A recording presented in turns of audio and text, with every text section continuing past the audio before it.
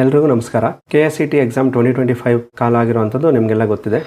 ಆ ಪರೀಕ್ಷೆಗೆ ಸಂಬಂಧಪಟ್ಟ ಹಾಗೆ 6 ಅಂಶಗಳನ್ನ ನಿಮ್ಮ ಜೊತೆಲಿ ಶೇರ್ ಮಾಡ್ಕೋತೀನಿ. ಇವುಗಳಲ್ಲಿ ಯಾವ್ದಾದ್ರು ನಿಮ್ಗೆ ಅನುಕೂಲ ಆದರೆ ಅಳವಡಿಸ್ಕೊಂಡು ಓದಿದ್ರೆ ನಿಮ್ಮ ಎಕ್ಸಾಮ್ ಪ್ರಿಪ್ರೇಷನ್ಗೆ ಹೆಲ್ಪ್ ಆಗುತ್ತೆ ಅನ್ನೋದು ನನ್ನ ಅಭಿಪ್ರಾಯ.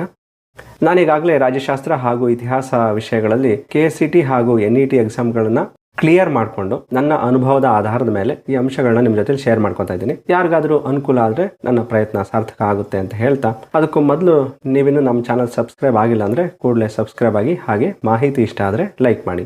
ಪ್ರಸ್ತುತ KSCT ಎಕ್ಸಾಮ್ಗೆ ಸಂಬಂಧಪಟ್ಟ ಹಾಗೆ ಮಾತಾಡೋದಾದರೆ ಇದು 2 ಪತ್ರಿಕೆಗಳಲ್ಲಿ ನಡೆಯುವಂತಹ ಪರೀಕ್ಷೆ. ಮೊದಲನೇದಾಗಿ ಸಾಮಾನ್ಯ ಪತ್ರಿಕೆ, ಇದರಲ್ಲಿ 50 ಪ್ರಶ್ನೆಗಳಿರುತ್ತೆ, 100 ಅಂಕಗಳು. ಎರಡನೇ ಪತ್ರಿಕೆಯಾಗಿ ನಿಮ್ಮ ವಿಷಯವಾರು ಪತ್ರಿಕೆಗಳಿರುತ್ತೆ. ಉದಾಹರಣೆಗೆ ನಿಮ್ಮದು ರಾಜ್ಯಶಾಸ್ತ್ರ ಆಗಿರೋ ರಾಜ್ಯಶಾಸ್ತ್ರ, ಅರ್ಥಶಾಸ್ತ್ರ ಆಗಿರೋ ಅರ್ಥಶಾಸ್ತ್ರ, ಇತಿಹಾಸ, ಇಂಗ್ಲಿಷ್, ಕನ್ನಡ, ಹೀಗೆ ಯಾವ ಒಂದು ವಿಷಯದಲ್ಲಿ ನೀವು ಮಾಸ್ಟರ್ ಡಿಗ್ರಿ ಮಾಡಿರ್ತೀರೋ ಆ ವಿಷಯದ ಪತ್ರಿಕೆ ಇರುತ್ತೆ.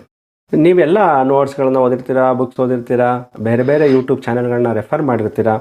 ಸಾಮಾನ್ಯವಾಗಿ ಮಾಸ್ಟರ್ ಡಿಗ್ರಿ ಮಾಡಿದ್ದೀರಾ ಅಂದರೆ ಆ ವಿಷಯದಲ್ಲಿ ಸಾಕಷ್ಟು ಪರಿಣಿತಿಯನ್ನು ಕೂಡ ಹೊಂದಿರ್ತೀರ. ಆದರೆ ಕಾಮನ್ ಆಗಿ ಕೆಲವೊಂದು ಬೇಸಿಕ್ ಅಂಶಗಳ ಬಗ್ಗೆ ನಾವು ಗಮನ ಕೊಡೋದಿಲ್ಲ. ಆ ಪಾಯಿಂಟ್ಸ್ನ ನಾವು ಗಮನದಲ್ಲಿ ಇಟ್ಕೊಂಡು ಪ್ರಿಪೇರ್ ಆದರೆ ಖಂಡಿತವಾಗಿಯೂ ಈಸಿಯಾಗಿ KSCT ಎಕ್ಸಾಮ್ ಅನ್ನೋದನ್ನು ನಾವು ಕ್ಲಿಯರ್ ಮಾಡ್ಬೋದು. ಅಂತ ಅಂಶಗಳು ಯಾವ್ಯಾವುದು ಅನ್ನೋದು ನನ್ನ ಒಂದು ಅನುಭವದ ಆಧಾರದ ಮೇಲೆ ಶೇರ್ ಮಾಡ್ಕೊತಾ ಇದ್ದೀನಿ. ಮೊದಲನೇದಾಗಿ ಕೀಪ್ ಸಿಲೆಬಸ್ ಇನ್ ಮೈಂಡ್ ಅಂತ, ಪಠ್ಯಕ್ರಮವನ್ನ ಮನಸ್ಸಿನಲ್ಲಿ ಇಟ್ಕೊಬಿಡ್ಬೇಕು ಮೊದಲು. ಅದು ಸಾಮಾನ್ಯ ಪತ್ರಿಕೆ ಆಗಿರ್ಬೋದು ಅಥವಾ ವಿಷಯ ಪತ್ರಿಕೆ ಆಗಿರ್ಬೋದು, ಎರಡರ ಪಠ್ಯಕ್ರಮವನ್ನ ನೀವು ಮನಸ್ಸಲ್ಲಿ ಇಟ್ಕೋಬೇಕಾಗುತ್ತೆ. ಅದು ನಿಮ್ಮದೇ ಆದಂತಹ ಒಂದು ಶಾರ್ಟ್ ಕಟ್ ಮೆಥಡ್ಸ್ ಗಳನ್ನ ಕ್ರಿಯೇಟ್ ಮಾಡಿಕೊಂಡು ಸ್ಟಾರ್ಟಿಂಗ್ ಲೆಟರ್ಸ್ ತಗೋತಿರೋ ಅಥವಾ ಒಂದು ವರ್ಡ್ ತಗೋತಿರೋ. ಉದಾಹರಣೆಗೆ ನೋಡಿ, ಟ್ರಿಕ್ ಅಂತ ಒಂದು ವರ್ಡ್ ನಾವು ತಗೊಂಡ್ರೆ TRIC, ಟೀಚಿಂಗ್ ಆಪ್ಟಿಟ್ಯೂಡ್ ಬರುತ್ತೆ, ರಿಸರ್ಚ್ ಮೆಥಡಾಲಜಿ ಬರುತ್ತೆ, ರೀಡಿಂಗ್ ಕಂಪ್ರಹೆನ್ಷನ್ ಬರುತ್ತೆ, ICT information and communication technology chapter ಬರುತ್ತೆ, ಹಾಗೂ ಕಮ್ಯುನಿಕೇಶನ್ ಚಾಪ್ಟರ್ಸ್ ಬರುತ್ತೆ.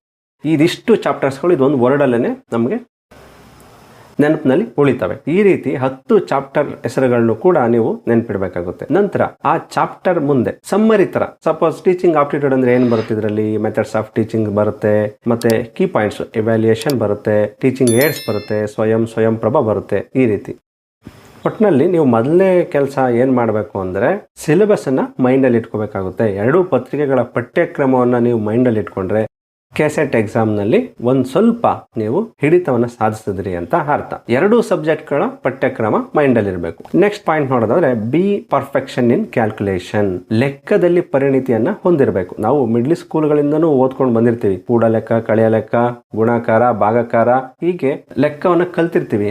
ಆದ್ರೆ ಈ ಉನ್ನತ ಶಿಕ್ಷಣಕ್ಕೆ ಬರ್ತಾ ಅದನ್ನೆಲ್ಲ ಮರ್ತು ಬಿಟ್ಟಿರ್ತೀವಿ. ಅದರಲ್ಲೂ ಇತ್ತೀಚಿನ ದಿನಗಳಲ್ಲಿ ಈ ಮೊಬೈಲ್ ಬಂದ ಮೇಲಂತೂ ನಾವ್ ಯಾರು ಕೂಡ ಲೆಕ್ಕ ಮಾಡೋದನ್ನೇ ಮರ್ತು ಬಿಟ್ಟಿದ್ವಿ. ಎಲ್ಲರೂ ಕೂಡ ಕ್ಯಾಲ್ಕುಲೇಟರ್ ಓಪನ್ ಮಾಡ್ತೀವಿ, ಜಸ್ಟ್